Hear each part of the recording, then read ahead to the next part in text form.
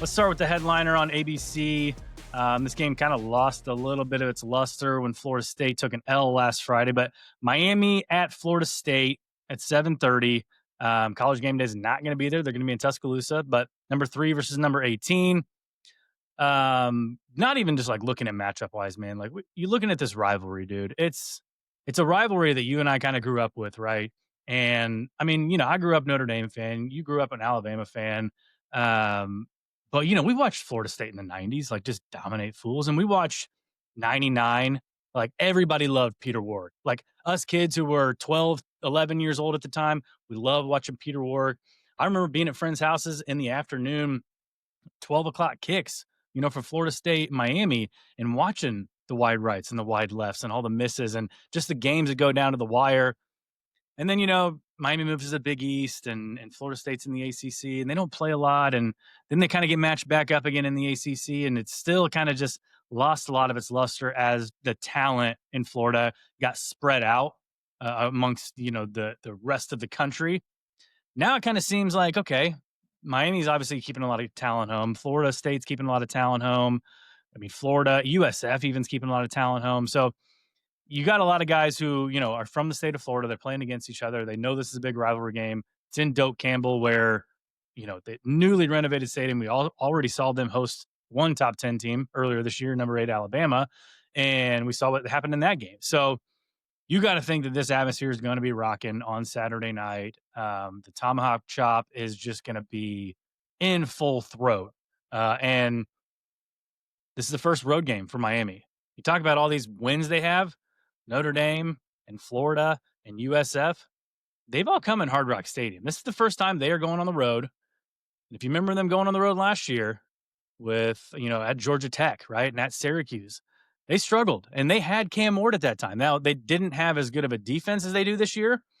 But, when you get in that situation, you get in that atmosphere at 7:30 at night, and the atmosphere is loud, crazy things start to happen. Yeah, man, I want to first echo this rivalry. It was when I was growing up was just, one of my favorites to watch, man. This was back when I was a kid, falling in love with college football. I can remember always watching Florida State, Miami with my pops and watching those games. And you had some of the best athletes in the country on both sides of the ball. It was just always fantastic to watch. And yeah, you're right. Over the last several years, it just hasn't been the same. We haven't really seen these two teams at the same time be like really, really good, or at least as good as they both seemed this year. I know Florida State lost last week, but it didn't lose its luster for me.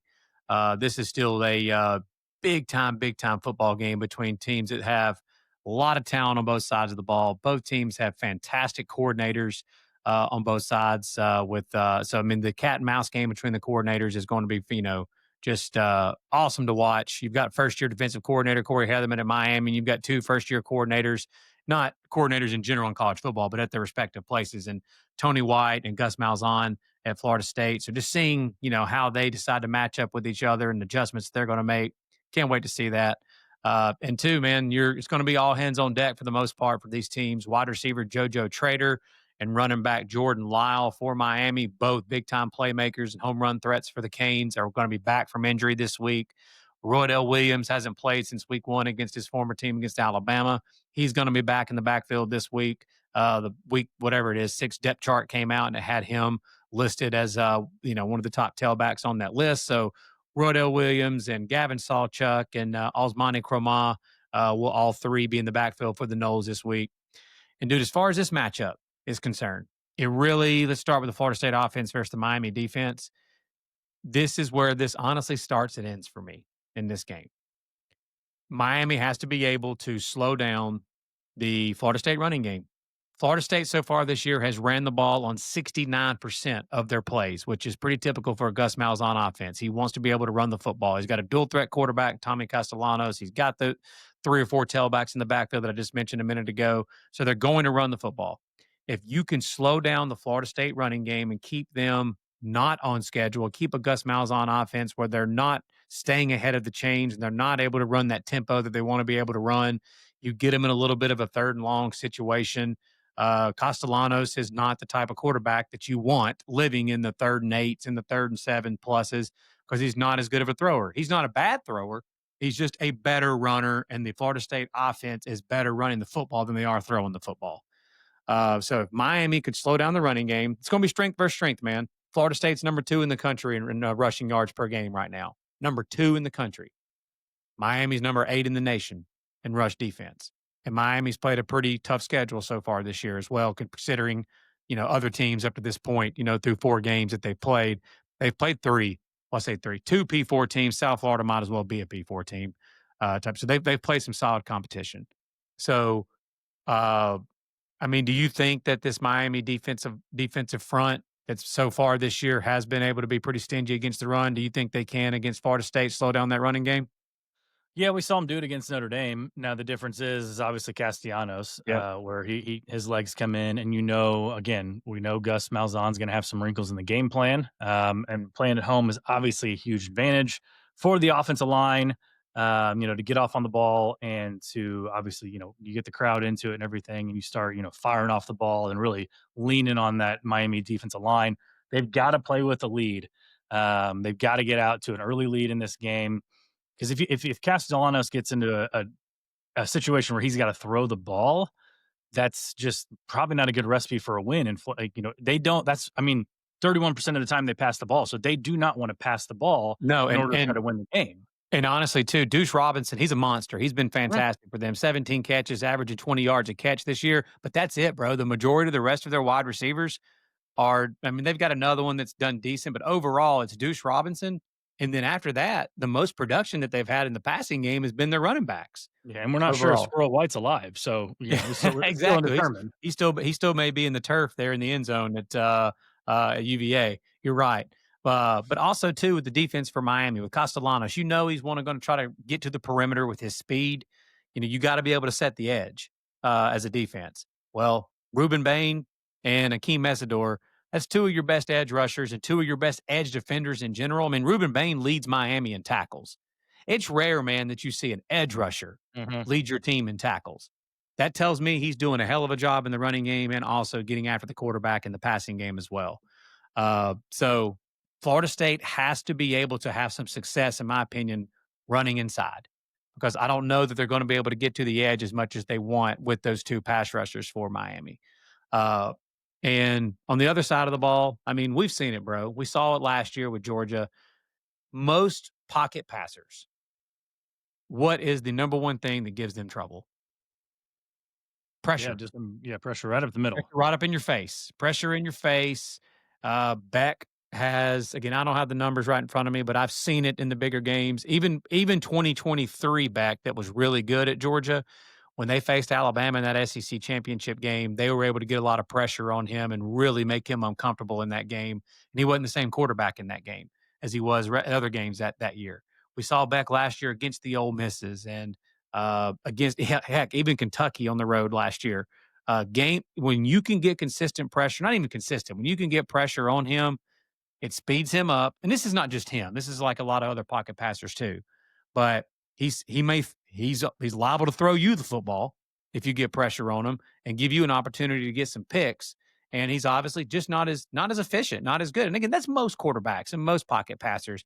But he more than others seems to have a lot more trouble when he's under pressure. Now, can you get pressure? Because we know how good this Miami offensive line is. This Miami offensive line has been one of the best in all of college football this year. They're balanced running the football, throwing the football, but they've been protecting Beck overall really well. So, I mean, right now, both defenses are averaging 2.5 sacks per game and 6.5 tackles for a loss. They're literally tied in those 2 categories together. So, Florida State's, they're getting some pressure, but they're not getting like a ton of pressure.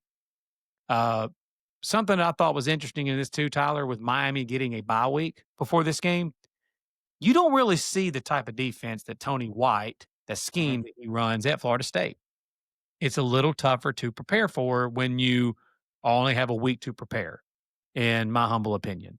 So Miami getting 2 weeks, getting another week of film on them in the UVA game, seeing how much success that UVA had against them running the football. UVA had a lot of success on 3rd and 4th down against them. I think that will do wonders for Miami in this game. Uh, do you have anything else you want to add in regards to the game in general and the matchup? I mean, we got to probably talk about the coaching matchup. We always do with Mario Cristobal is, on the sidelines, and he just never. I mean, I get it. We get hate all the time from Miami fans, right, for harping on Cristobal and his game management and everything. But you always do have to keep that in the back of your mind, especially on a in a road environment like this where you're easily rattled. Um, just the type of the decisions he's going to make. And he even made some of the at the end of that Notre Dame game at home that were kind of questionable Well, too. yeah, they got real conservative at the end of that game. Yeah, I think the best thing that Cristobal has done, obviously the recruiting, but the coaches he's hired around him, man, like he's got a great benefit of having Shannon Dawson as his OC, who's one of the best in the country. And obviously Corey Heatherman, dude, just the magic that he's already worked for this Miami defense has been fantastic.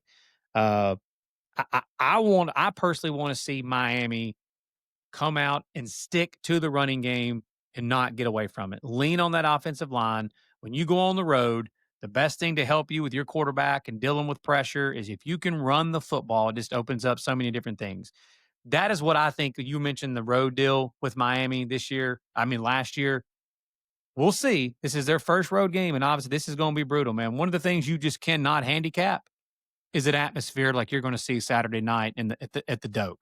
yeah. Like you saw it against Alabama. When the Doak is fired up, man, and the Doak is rolling, it's one of the best atmospheres we have in this sport and most fun to see. But the difference in this Miami team, in my opinion, and last year's Miami team, like in a good way, going on the road, I do think that this offensive line and running the football that travels in defense. Those things travel. And right now, so far in this young season, Miami has shown the ability to be really good in those attributes. So, game pick in this game, it's not a best bet. I think Miami goes in and wins, takes care of business, and wins this game. I think it is going to be an absolute just battle between these two. Now, I'm not going to say it. Ah, An absolute battle between these two with this atmosphere. I do think Florida State will put a ton of pressure on game pressure on Miami here to be a fourth quarter game. I mean, I just think at the end of the day, though, that the Canes having the bye week, a week to prepare for this Tony White defense. I think the Miami defense and the Miami running game ends up being the difference here, and the Canes get it done and find a way to win this one on the road. okay. Both these coaches, since they've been at their respective schools, since 2022, both of them got hired there. Mario Cristobal's 2-6 against ranked opponents, and Mike Norvell's 3-7 against ranked opponents. So really not much to go on there, but I do. This is as far as staying in the ACC championship race, because we've long suspected one or two, maybe two teams going to get in from the ACC. Must have for Florida State. Got to win this game. Yep. You've already got one loss in conference. If you get two losses in conference, I know things are crazy, but you're liable to have a Louisville or an SMU or someone come out of the woodwork to beat you with just one loss with all the unbalanced schedules. So must win for Florida State. Am I going to take Florida State to win the game? I am. I am going to take Florida State to win the game. Not a Okay. best bet. Okay. I from what we saw last week, you and I talked about it off air. At Indiana, at Iowa, obviously Florida State at Virginia, USC at Illinois. I don't know if it's just us. Maybe other people are doing it too. We're kind of underestimating these home environments a little bit, these home games and the advantages of playing at home. We did it. I mean, we overestimated playing at home for Penn State, coming off a bye, and Oregon's, not coming off a bye. And I just think Florida State does enough to get the job done and stay in the ACC race. And I think Mike Norvell gets a huge win. And I think you're right. I think Florida State does get pressure on Beck, and it's going to be a different game. I mean, we want to talk about again Miami's schedule. They played Florida, and it was 13-7 in the fourth quarter at home. Okay. They beat Notre Dame. Notre Dame's really good, but they beat Notre Dame on a last second. I just don't think they're going to be capable of going on the road and absolutely blowing Florida State out. It's another one of those spot games, too, where Florida State's coming off that loss and they're pissed. And like I said, it's do or die time for the Noles. And I think they get it done against Miami. Yeah, I think Florida's. I mean, I think Miami wins by one score. I don't think it'll be a blowout either way. So yeah, I think it's going to be a fourth quarter game. And Miami finds a way to get it done. So you're on the Noles and I'm on the Canes. Good deal. On the We're Noles, yep.